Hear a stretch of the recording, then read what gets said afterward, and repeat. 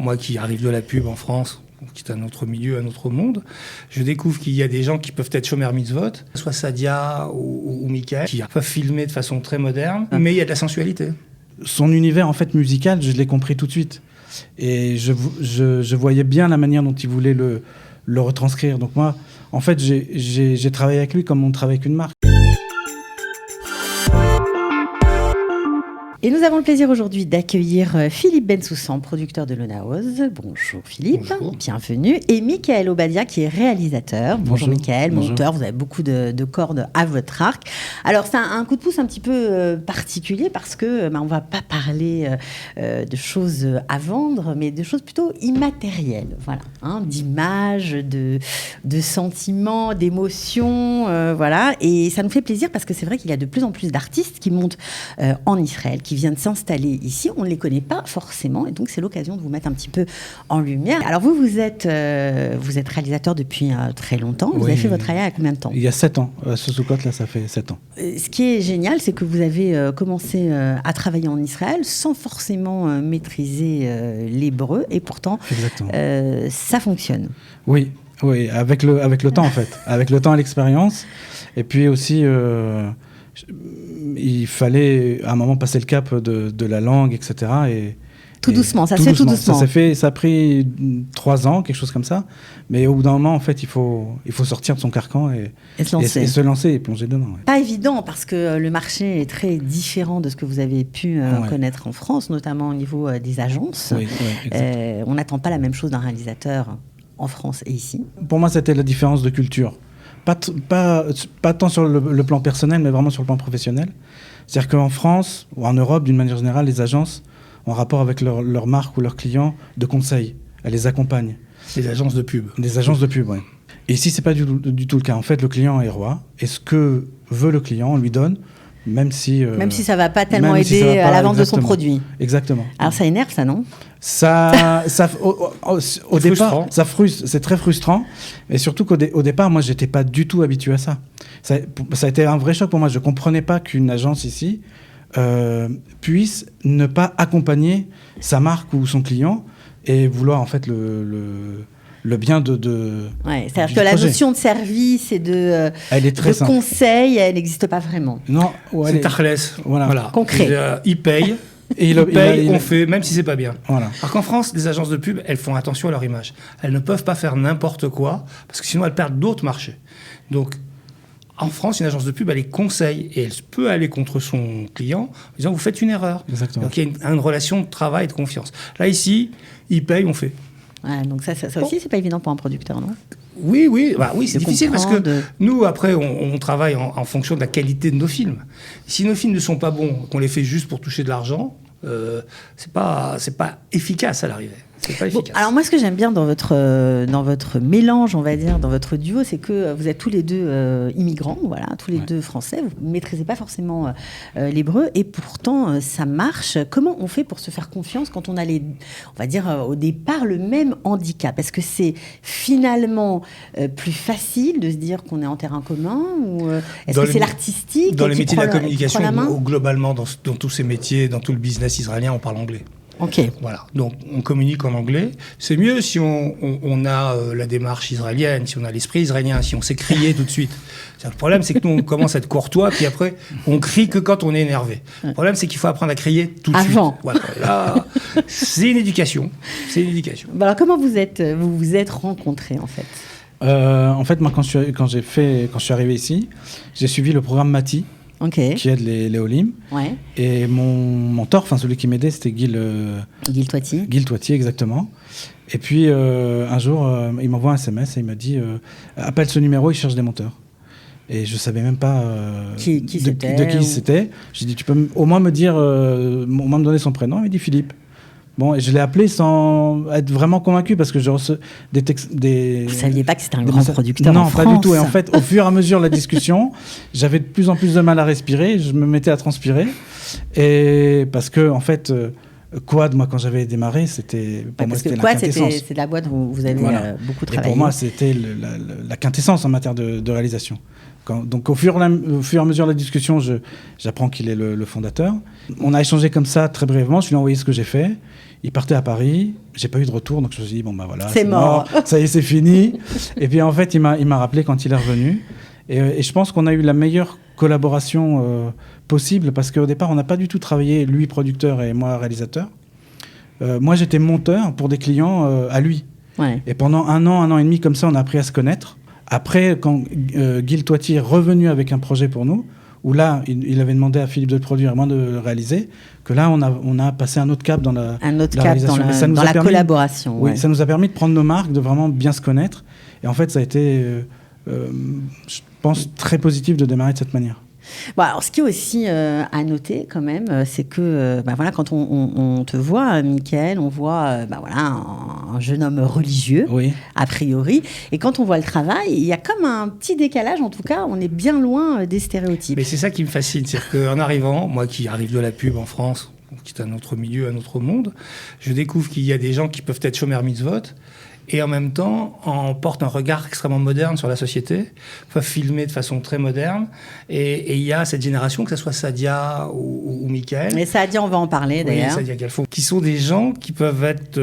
alors, je ne sais pas si c'est le mot rock'n'roll, ça me paraît plus on peut à la dire, mode maintenant, mais bon, qui sont capables, en tout cas, d'être très modernes, tout en respectant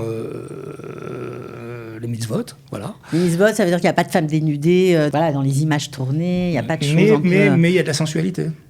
C'est-à-dire qu'on peut l'évoquer. C'est ça Shir HaShirim. C'est ça qui était... Sabon, ça me fait penser à Shir HaShirim. C'était surprenant pour... Oui.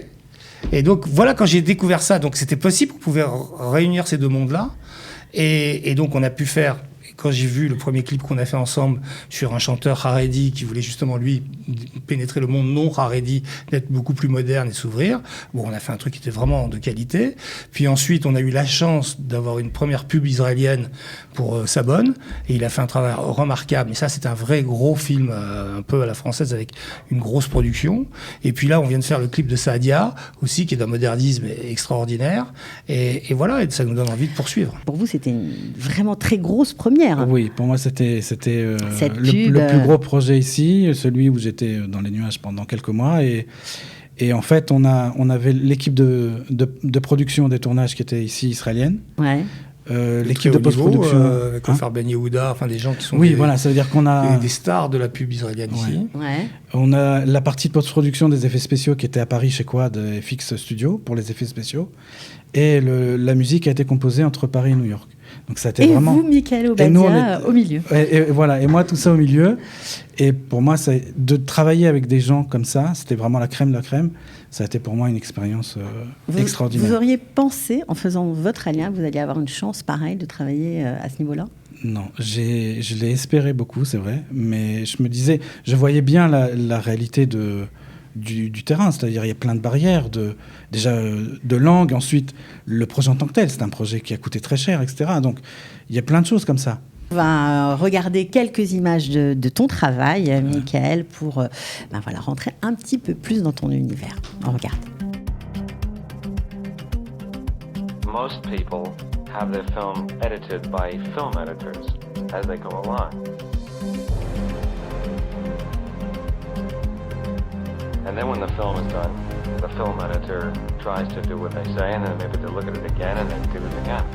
But basically, it's like trying to redesign a city by driving through it in a car. But if you really want to do it right, you must do it yourself, piece by piece. By now, I have enough sort of ability to imagine the way a scene will come out so that I can tell without editing the material.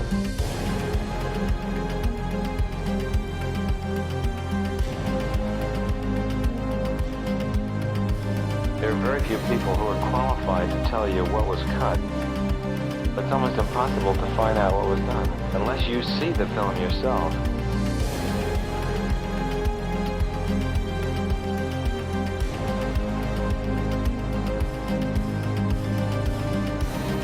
What you've seen is only the comings and goings of other scenes to just show you what the set looks like. Alors c'est comme ça que tu as été convaincu en voyant les images de son travail ? Ça, il y en a beaucoup qu'on a fait ensemble. Mais avant, il m'avait montré ce qu'il avait déjà fait. Il avait fait des films pour Tzahal. Ouais. Et des films pour... Très fort, un très joli film d'ailleurs. Pour ça. Et des films pour 1 ou 2 hôtels. Et déjà, bon voilà, ça n'avait rien à voir avec ce que d'autres gens venaient me proposer, qui étaient globalement des films de bar mitzvah. Là, on est passé à un autre niveau. Bon, alors, ce qui est très rigolo aussi dans notre histoire commune, c'est que tu as on va dire, des influences, évidemment, comme tous les réalisateurs, et tu es fan de Bruno Aveillant. Et Bruno Aveillant, voilà. Il s'avère c'est un peu comme ça qu'on s'est réunis, parce que il me dit qu'il est fan de Bruno Aveillant, sauf que moi, ça fait 25 ans que je travaille avec Bruno Aveillant, donc ça nous a un petit peu rapprochés, puisque bon, on a produit tous ces films avec Bruno. C'est un réalisateur remarquable, et effectivement, j'ai découvert que donc Michael connaissait aussi bien Rabbi Akiva que Bruno Aveillant, donc ça m'a beaucoup impressionné.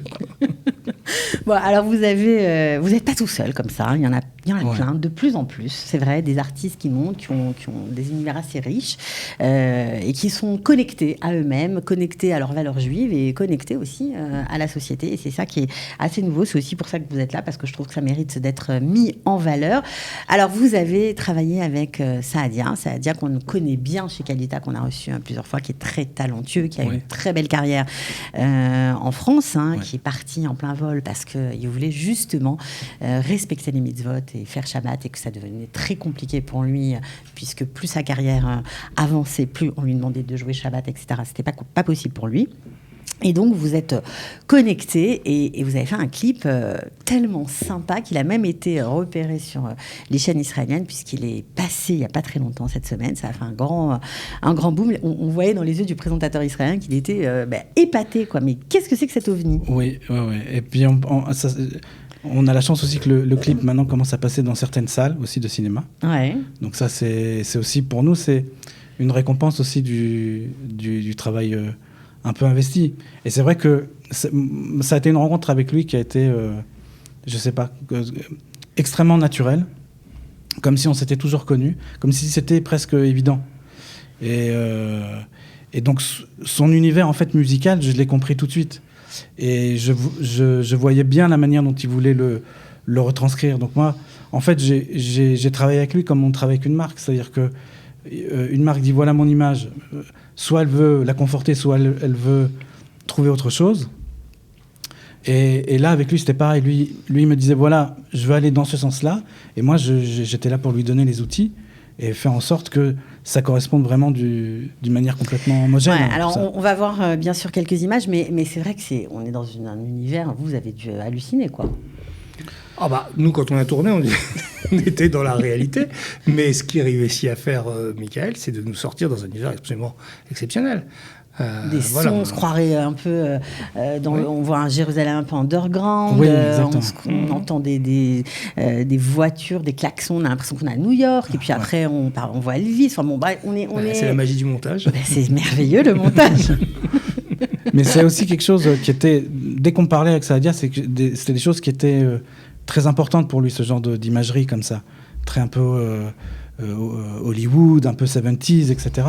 Donc, est-ce que vous croyez que le fait d'avoir comme ça une espèce de French touch, ça peut intéresser d'autres artistes ? J'y crois. Maintenant, il faut le vérifier. C'est difficile quand même. C'est-à-dire que maintenant, il faut qu'on sorte du milieu franco-français de Jérusalem pour aborder la société israélienne et les agences de pub israéliennes et les marques israéliennes.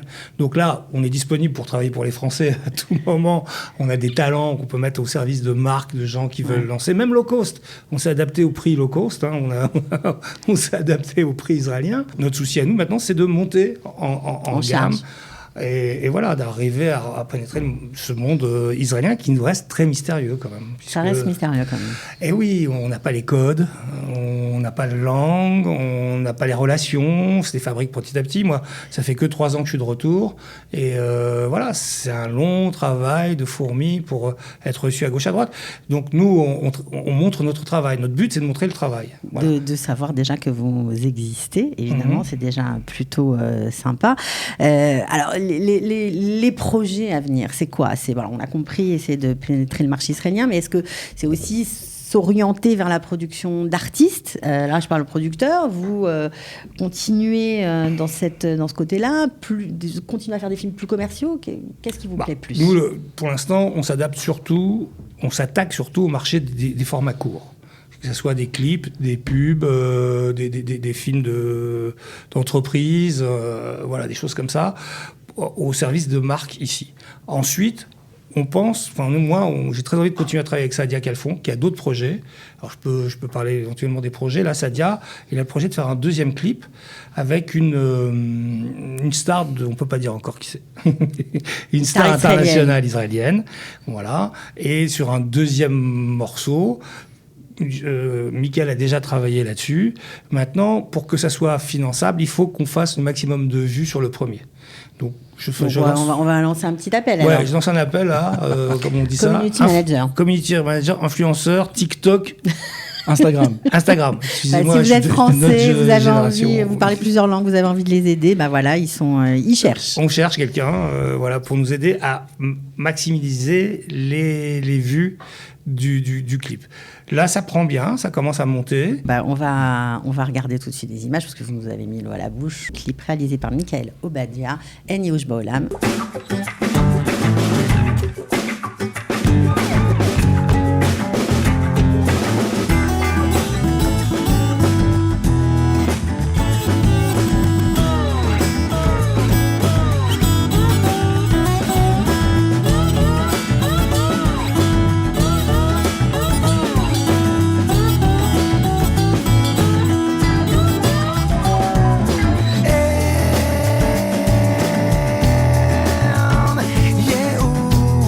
Bon, alors, bon, on a tous aimé, évidemment, ça nous parle, parce qu'on a les mêmes références culturelles, donc forcément, puis c'est assez rigolo de l'entendre chanter en hébreu. Alors là, c'est une toute petite production, vous étiez un jour de tournage, deux personnes, oui, 3. On était une petite équipe. Vous avez passé le balai. C'était à l'arrache. On a fait vraiment ça. Le fait d'être à Jérusalem, c'est un handicap ou pas ? Parce qu'en général... C'est un handicap en termes de kilométrage. C'est tout. Mais en termes de Mouna, c'est mieux. Oui, je suis assez d'accord. C'est-à-dire que... Là, il faut prendre le centre des communications de la pub, ça, c'est à Tel Aviv. Donc il faut y aller. Alors, on peut faire beaucoup de choses par Zoom maintenant, des tas de choses, mais c'est vrai que... C'est un choix quand même d'être là. Ça envoie un message. Moi, je suis pas Haredi, mais j'ai fait le choix de venir ici. Ouais. Et moi, je trouve que ça n'empêche pas de travailler avec... la plupart des agences avec qui je travaillais, elles sont à Tel Aviv, avec des gens qui n'ont pas grand-chose à voir physiquement avec moi, mais tout se passait très très bien. Non, mais j'en doute pas une seconde.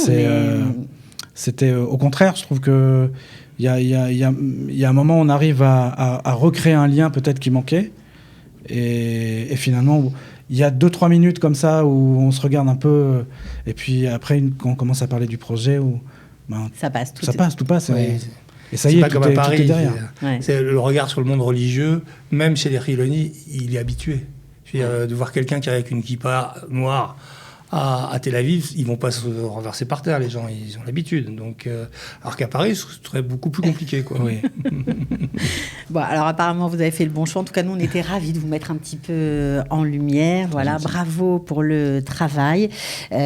Franchement, c'est sympa de savoir qu'il y a des gens talentueux qui font le choix d'Israël. On vous souhaite bonne chance. On peut juste dire qu'il faut aller sur le... Il faut aller sur le Vas-y, toi, tu connais le profil Google. La page de sur Sadia. Sur le Vevo de Sadia sur YouTube. Il a toujours besoin de soutien. Et puis en plus, franchement, c'est tellement bien que ça va vous faire aussi très plaisir de le découvrir.